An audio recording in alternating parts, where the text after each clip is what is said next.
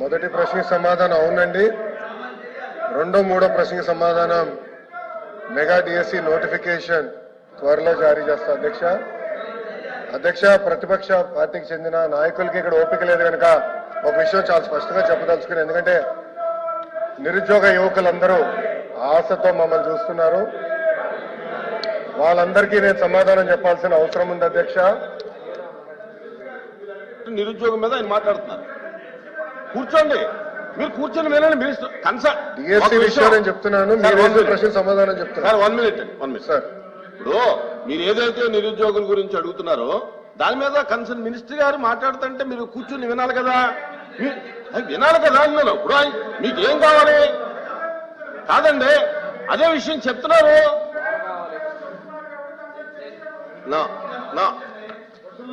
అధ్యక్ష,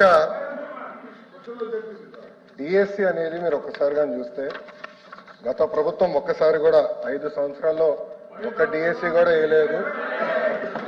ఎందుకు వేయలేదో వాళ్ళు సమాధానం చెప్పాలి అధ్యక్ష.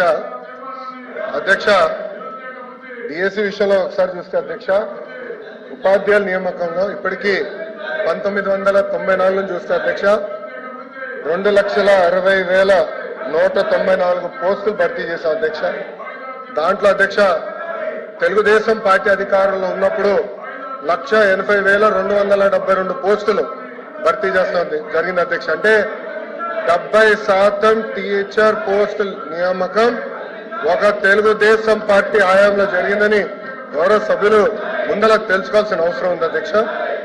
అధ్యక్ష, మీరు చూస్తే గౌరవ ముఖ్యమంత్రి గారు కానివ్వండి, నేను కూడా మంత్రిగా బాధ్యతలు స్వీకరించినప్పుడు డిఎస్సి పైన తొలి సంతకం పెడతాం జరిగింది అధ్యక్ష. దాంట్లో భాగంగా 2/7/24కి టెట్ నిర్వహిస్తాం జరిగింది.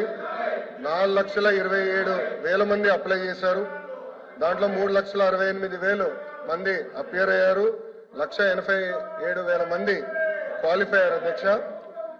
అధ్యక్ష, మీరు చూస్తే 3/10/24 నుంచి 21/10/24 వరకు టెట్ కూడా పూర్తి చేస్తాం జరిగింది అధ్యక్ష.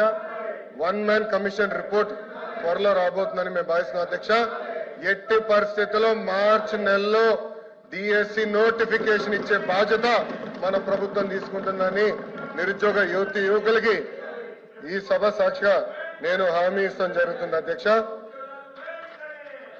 అధ్యక్ష, విచిత్రం ఏంటంటే నాకు వేసిన 2 ప్రశ్నలు ప్రతిపక్ష పార్టీలు, కానీ వాళ్ళు వేసిన ప్రశ్నల మీద చర్చించడానికి సిద్ధంగా లేకపోతే నిజంగానే చాలా చాలా బాధాకరం. ఇప్పుడన్నా వాస్తవాలు తెలుసుకోవాలని గౌరవ సభ్యుల్ని కోరుతున్నా అధ్యక్ష.